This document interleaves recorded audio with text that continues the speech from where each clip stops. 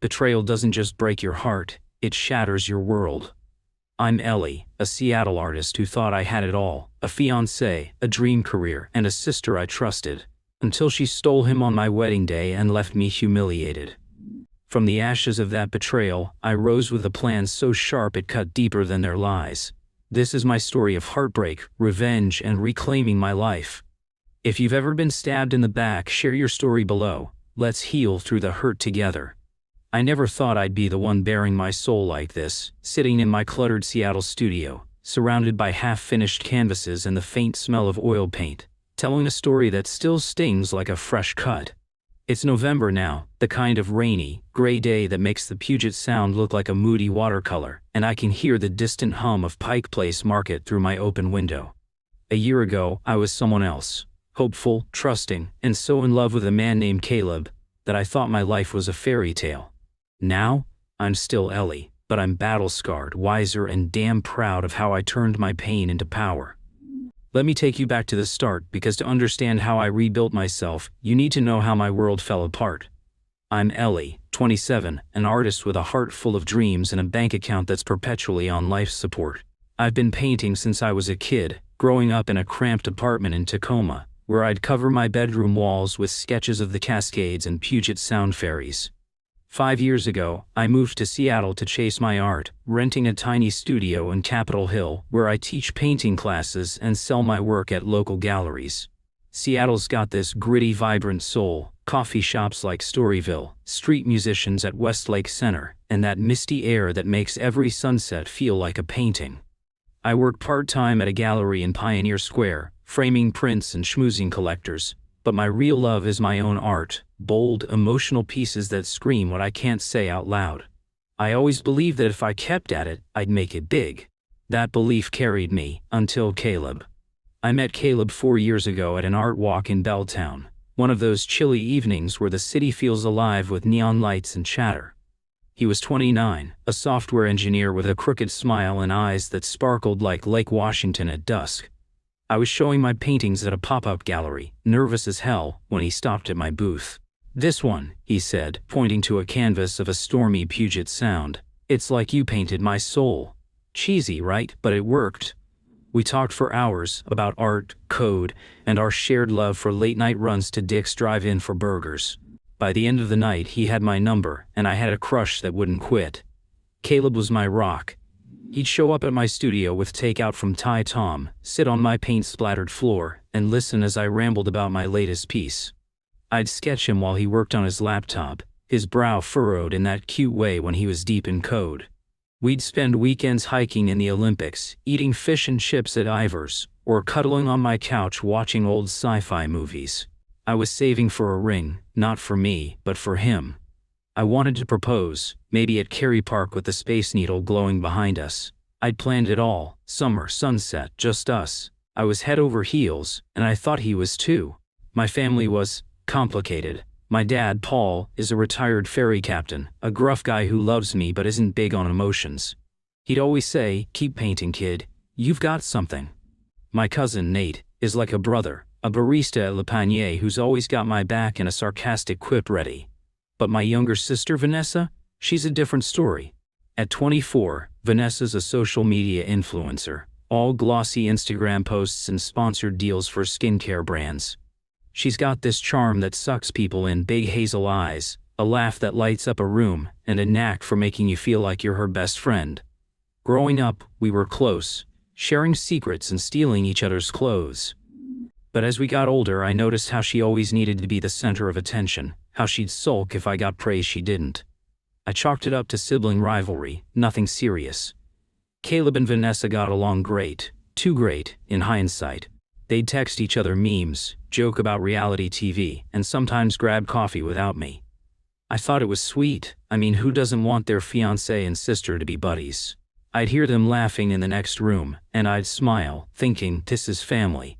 Sure, there were moments that felt off, like how Vanessa would touch Caleb's arm a little too long or how he'd light up when she walked in. But I'd brush it off. "Ellie, you're being paranoid," I'd tell myself. Practically siblings. I wanted to be the cool fiancé, not some jealous cliché. Fast forward to last June, our wedding day. Caleb and I were 26 and 29, engaged for a year, and I'd poured my soul into planning. The venue was a waterfront lodge on Bainbridge Island, with views of the Sound and mountains that looked like they'd been painted just for us. I'd spent months on every detail: wildflower bouquets, a playlist with our favorite indie bands, even custom napkins with our initials. My dress was a vintage lace number from a Fremont boutique, and I felt like a goddamn princess. My friends were buzzing around, helping with my hair and makeup, and I was a bundle of nerves and excitement, butterflies dancing in my stomach. But as the morning wore on, I got this weird feeling. Caleb hadn't texted me all day, not even a "can't wait to see you." I figured he was just busy, maybe as nervous as I was. I kept checking my phone, telling myself it was fine. The ceremony was set for 4 p.m. and by 3:45 I was in the bridal suite with my dad, ready to walk down the aisle. He was chatting about the fairies, but I wasn't listening. I was staring at the door, waiting for the coordinator to give the signal. Then 4:0 came and went. 5 minutes. 10. My stomach started to churn. The coordinator, a frazzled woman named Karen, poked her head in. "Ellie, we can't find Caleb. Have you heard from him?" My heart skipped. "No," I said, voice small. "Can someone check?" They looked. No Caleb. I called him, straight to voicemail. Tried again. Same. Panicking, I checked his social media. That's when I saw it. He'd blocked me on everything. Instagram, Snapchat, even freaking LinkedIn. My fiancé, on our wedding day, had erased me from his digital life. I stood there, phone in hand, my lace dress suddenly feeling like a straitjacket. "This isn't happening," I whispered. But my dad's face, pale, worried, told me it was. Then Nate, my cousin, pulled me aside. His eyes were full of pity, the kind that makes your skin crawl. "Ellie," he said softly, I heard some guests talking. They saw Caleb leave this morning, with Vanessa. They were in his car, laughing, heading to the ferry." The world tilted. Vanessa? My sister? The one who'd helped me pick my dress, who'd cried when I got engaged? No way. But the pieces clicked. The lingering looks, the private jokes, the way she'd always been just a little too close. I felt like I'd been punched, the air sucked out of my lungs. "Tonight," I said, but Nate just hugged me, and I knew. I stumbled outside, my dress catching on the gravel path. The Puget Sound sparkled under the sun, mocking me with its beauty. Guests were milling around, whispering, their pity like a weight on my chest. I sat on a bench, staring at my phone, willing it to buzz with some explanation. Nothing. Hours passed. Guests left, offering awkward hugs and "I'm so sorries." My mom tried to talk to me, but I couldn't form words. What do you say when your fiancé and your sister run off together? By nightfall, I was alone at the venue, still in my dress, a ghost in my own fairy tale. That night, back in my Capitol Hill apartment, I sat on my bed, dress crumpled, feeling hollow. Everything I'd built, my future with Caleb, my bond with Vanessa, was gone. I was humiliated, betrayed, and alone. The silence was deafening, broken only by the rain tapping my window. I didn't sleep. I just stared at the ceiling, replaying every moment, every sign I'd missed. How had I been so blind? The days that followed were a blur of numbness. My phone buzzed with texts from friends, family, even strangers who'd heard the story. "Are you okay? What happened?" I couldn't answer. I turned it off, curled up on my couch, and let the world fade. Food tasted like ash. Painting, my lifeline, felt pointless. I'd look at my easel and see nothing but failure. My mom kept calling, but I dodged her. "How do you tell your mom your sister stole your life?" I was stuck, drowning in learned helplessness, convinced this was my fault for not seeing it sooner. Then the anger came. It started small, a flicker when I saw Caleb's old hoodie in my closet, but it grew into a wildfire. Why had they done this? How could Vanessa, my own flesh and blood, smile to my face while plotting behind my back? I started stalking their social media, a terrible idea, but I couldn't stop. Vanessa had blocked me, so I used Nate's account. Her page was blank, no posts, no stories, like she'd vanished. Caleb's was the same. It was worse than seeing them together. It was like they'd erased me from their world and moved on, leaving me to rot. The humiliation was crushing. I'd planned a wedding, invited 100 people, spent thousands, only to be left like a fool. Friends had flown in, my dad had practiced his speech, and I'd stood there waiting while they laughed their way to the ferry. I felt like a failure, a punchline. I stopped going to the gallery, canceled my art classes, and hid from the world. Seattle's rain became my excuse to stay inside, but really, I was hiding from myself. A month later, I hit rock bottom. I hadn't painted in weeks, my apartment was a mess, and I barely recognized the gaunt face in the mirror. Nate dragged me to therapy, practically shoving me into the office of a kind-eyed woman named Dr. Harris. At first I sat there, arms crossed, thinking, what's the point?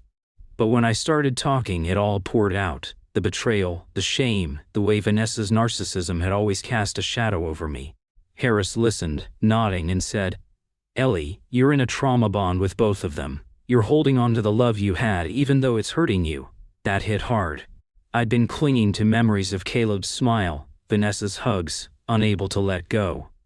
Therapy wasn't a magic fix, but it was a start. Dr. Harris helped me see Vanessa's narcissism, how she craved attention, how she'd always positioned herself as the star, even in my moments. She'd gaslight me growing up, saying things like, "You're too sensitive, Ellie," when I called out her selfishness. Caleb fell for it, drawn to her spotlight. I started to see my codependency too, how I'd bent over backward to keep them happy, ignoring my own needs. Slowly, I began to rebuild. I joined a book club at Elliott Bay Book Company, started jogging along Alki Beach, and forced myself to paint again, even if it was just angry slashes of red on canvas. But healing wasn't linear. Some days I'd feel okay, sketching at a cafe in Fremont, laughing with new friends. Others I'd wake up crying, picturing Caleb and Vanessa somewhere, happy, while I was alone. The worst was the family drama. My mom kept pushing me to move on, saying, "Vanessa's your sister, Ellie. Families forgive." It was gaslighting, plain and simple, making me feel like I was the problem for holding a grudge. My dad stayed quiet, but his silence hurt just as much. They wanted me to forget so they could pretend we were still a perfect family. I refused. Then came the plot twist. 6 months after the wedding, I got a call from an unknown number. I almost ignored it, but curiosity won. "Ellie?" It was Caleb. His voice was rough, like he hadn't slept in days. My heart raced, anger and hurt flooding back. "What do you want?" I snapped. He sighed. "I messed up. I need to talk."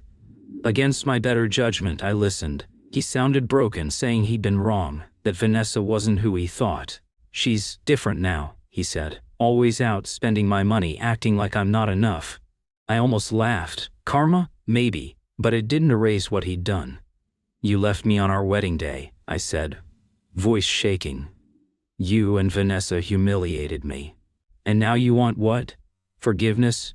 He was quiet, then whispered, "I miss you." That was it. I hung up, hands trembling. His regret felt like a cruel joke, but it also woke me up. I didn't need his sorry. I needed to take back my power. I decided to fight back, not with anger but with art. Seattle's got this big art festival every fall, the Fremont Art Walk, where the city's best artists show their work. It's a huge deal. Collectors, critics, even influencers like Vanessa show up. I spent months preparing, pouring my pain into a series called A Shades of Betrayal. Each painting told a piece of my story: a bride alone in a storm, a sister's shadow looming, a phoenix rising. I didn't name names, but anyone who knew me would get it. The night of the art walk was electric. Fremont was alive with lights, music, and crowds. My booth was packed, my paintings glowing under string lights. I was nervous but ready. Then I saw her, Vanessa, arm in arm with Caleb, strutting through the crowd. My heart stopped. She hadn't expected me to be there, not like this. I took a breath, stood tall, and welcomed my audience. "This series," I said, voice clear, "is about betrayal and rebirth. It's for anyone who's been broken but refused to stay that way." The crowd ate it up. People whispered, pointing at Vanessa, who looked like she'd seen a ghost. My paintings sold out, and a local gallery offered me a solo show. A blogger posted about it, and the story went viral. Seattle artist turns wedding betrayal into stunning art. Vanessa's followers started asking questions, and her perfect image cracked. Caleb looked miserable, trailing behind her like a lost puppy. The fallout was sweet. Vanessa's sponsorships took a hit. Brands don't like drama. Caleb called again, begging to talk, but I blocked him. My parents tried to guilt me, saying I'd embarrassed Vanessa, but I shut them down. She made her choices, I said. So did I. I was done with their gaslighting, done with the trauma bond. I'd formed boundaries, and they were ironclad. Now, a year later, I'm thriving. My solo show at a Belltown gallery was a hit, and I'm teaching more classes, painting what I love. I've got new friends, a new life, and a new love, myself. Vanessa's still out there posting filtered selfies, but she's irrelevant. Caleb's a memory I don't revisit. Seattle taught me to turn pain into art, and I'm never looking back. If you've been betrayed, know this: you can rise. Paint your story, sing it, live it. Let the ones who hurt you watch you shine. That's the best revenge. The weeks after that night were a descent into a fog I couldn't shake. My Capitol Hill apartment, once my sanctuary, felt like a prison. The walls were lined with sketches I'd drawn of Caleb, his crooked smile, his hands typing code, and every glance at them was a stab to the chest. I'd wake up at 3 a.m., the Seattle rain drumming against my window, replaying the wedding day. Vanessa's laugh as she left with him, Caleb's silence as he blocked me, the pity in my dad's eyes. I'd lie there, heart racing, trapped in a loop of questions. Why me? What did I miss? Was I not enough? I stopped painting. My easel stood untouched, a ghost in the corner of my studio. The vibrant colors I loved, cerulean blues, fiery reds, felt mocking, like they belonged to someone else. I canceled my classes at the gallery, telling my boss I needed personal time. Truth was, I couldn't face the world. Seattle's charm, the smell of espresso at Storyville, the bustle of Pike Place, turned gray. I'd walked to the corner store for ramen, hood up, avoiding eye contact, terrified I'd run into someone who'd been at the wedding. The humiliation was a weight I carried everywhere, like a scarlet letter sewn into my skin. My phone was a battlefield. Texts piled up, friends asking if I was okay, my mom begging me to call, even a few nosy acquaintances fishing for gossip. Heard about the wedding. What happened? I deleted them all, but the silence was worse. Vanessa and Caleb had vanished. No calls, no texts, not even a cowardly "I'm sorry." I'd stare at my phone, willing it to light up with an explanation, but it never did. I started checking their social media, a habit I knew was toxic but couldn't quit. Vanessa had blocked me everywhere, her Instagram a locked vault. Caleb's profiles were gone, like he'd erased himself. It was as if they'd planned to wipe me out of their lives, leaving me to drown in the wreckage. The anger came in waves. One night I found Caleb's old hoodie in my closet, the one he'd worn on our hikes in the Olympics. It smelled like him, cedar and coffee, and I lost it. I tore it apart, ripping the seams with my bare hands, screaming until my throat was raw. But the rage didn't fix anything. It just left me exhausted, curled up on the floor, surrounded by shredded fabric. That's when the learned helplessness set in. I started believing this was my fault, that I'd been too trusting, too blind, too something. If I'd been better, smarter, prettier, maybe they wouldn't have done this.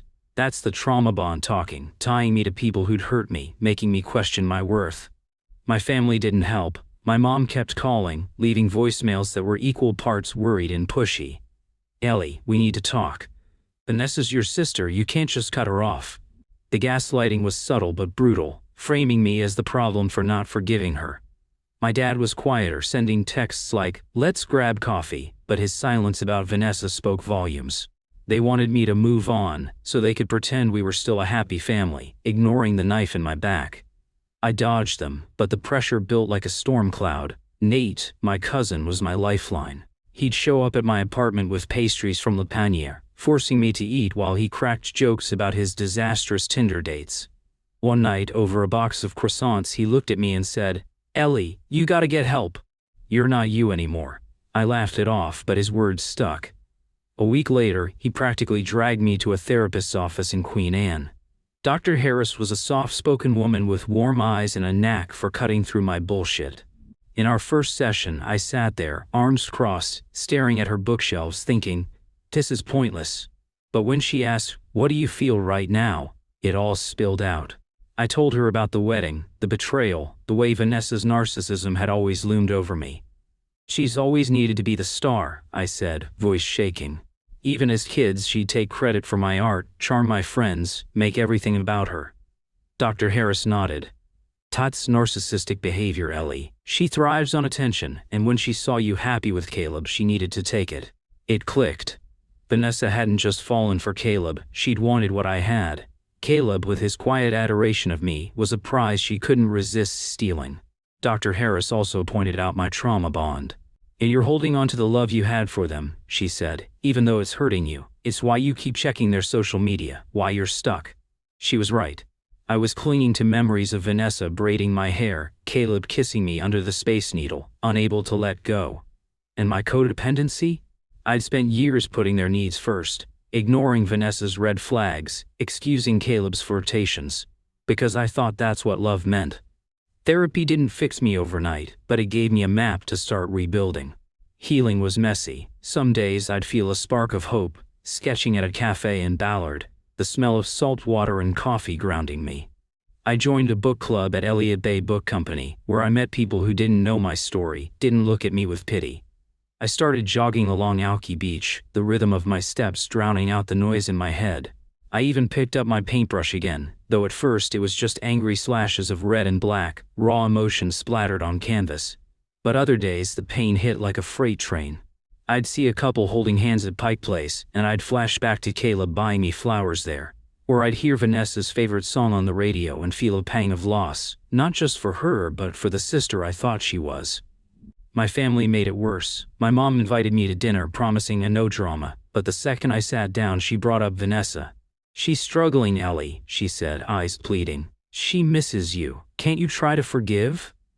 It was gaslighting, plain and simple, making me feel like I was the villain for protecting myself. I left early, ignoring her calls for weeks. I started setting boundaries, something Dr. Harris called a boundary formation. I told my parents I wouldn't discuss Vanessa, that I needed space. They didn't like it. My mom sent long texts about family unity. My dad went silent. But I held firm. It was liberating, like shedding a skin that never fit. I also stopped checking social media, a small but huge victory. I didn't need to know what Vanessa and Caleb were doing. Their lives weren't mine anymore. Then, 6 months after the wedding, came the first plot twist. I was at my apartment, sipping coffee and sketching, when my phone buzzed with an unknown number. I almost ignored it, thinking it was spam, but something made me answer. "Ellie, Ellie?" It was Caleb, his voice rough, like he'd been up all night. My stomach dropped, anger and hurt flooding back. "What do you want?" I snapped, gripping the phone so hard my knuckles whitened. "I messed up," he said, voice breaking. "I need to talk." Against my better judgment I listened. He sounded like a shadow of the man I'd loved, rambling about how things with Vanessa weren't what he'd expected. "She's different," he said. "Always out with friends, spending my money, treating me like I'm nothing. I thought we'd be happy, but it's a mess." I almost laughed, not out of joy but at the irony. Was this karma? The golden couple, crumbling under their own lies? "And you left me on our wedding day," I said, voice shaking. "And you and Vanessa humiliated me in front of everyone. And now you want what?" "Pity." He was quiet, then whispered, "I miss you." Allie's wrong. I was wrong. That hit like a slap. Part of me, the part still tied to our trauma bond, wanted to believe him, to fall back into the love we'd had.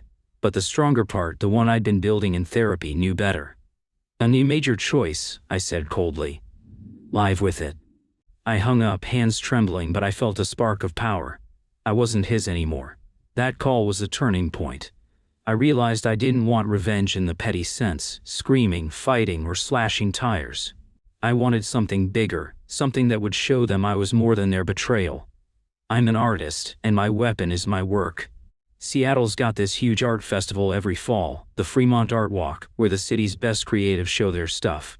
It's a big deal. Collectors, critics, and influencers like Vanessa flock to it. I decided to pour my pain into a series called Shades of Betrayal, a collection of paintings that would tell my story without saying a word. The next few months were a blur of paint and purpose. I worked like a woman possessed, my Capitol Hill studio a chaos of canvases, brushes, and coffee cups. Each painting in a Shades of Betrayal was a piece of my soul. The first, The Bride's Storm, showed a woman in a white dress standing alone in a tempest, the Puget Sound raging behind her. Another, Sister's Shadow, depicted a figure cloaked in darkness, her silhouette swallowing the light. The final piece, Phoenix Rising, was a burst of gold and crimson, a woman reborn from flames. I didn't name Vanessa or Caleb, but anyone who knew me would see the truth. I barely slept, fueled by coffee and rage. Nate was my cheerleader, bringing me sandwiches and saying, "Ellie, this is gonna blow their minds." Dr. Harris helped me channel my emotions, warning me not to let revenge consume me. "This is about your healing," she said, "not their punishment." I nodded, but deep down I wanted them to feel a fraction of my pain. I wanted Vanessa's narcissistic ego to crumble when she saw what I'd made of her betrayal. The Fremont Art Walk was in October, a year after the wedding that never was. Seattle was alive that night, string lights twinkling, street musicians playing, the air thick with the scent of food trucks and autumn leaves.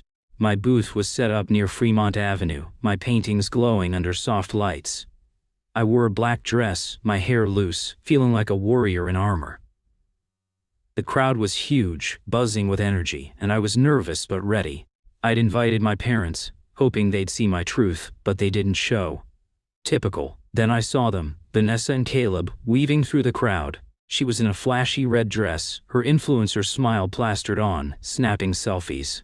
He trailed behind, looking tired, his shoulders slumped. My heart raced, but I stood tall.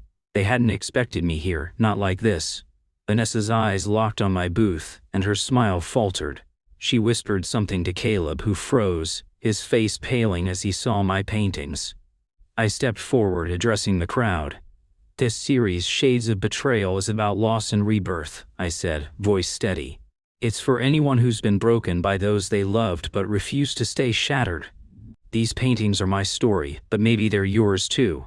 The crowd murmured, some clapping, others whispering as they studied the canvases. I could feel Vanessa's stare, her narcissistic need for control slipping. She wanted to be the star, but tonight, I was the one shining. A woman in the crowd pointed at Sister's shadow. "That's so powerful," she said. "It's like the betrayer's guilt is right there." Others nodded, and I saw Vanessa flinch. People started connecting dots. Seattle's art scene is small, and gossip travels fast. "Isn't that the artist whose sister?" someone whispered. I didn't confirm, but I didn't need to. The truth was in the paint. The night was a triumph. My paintings sold out, fetching prices I'd never dreamed of. A gallery owner from Belltown approached, offering a solo show. A blogger recorded my speech, and her post went viral. "Seattle artist turns wedding betrayal into masterpiece."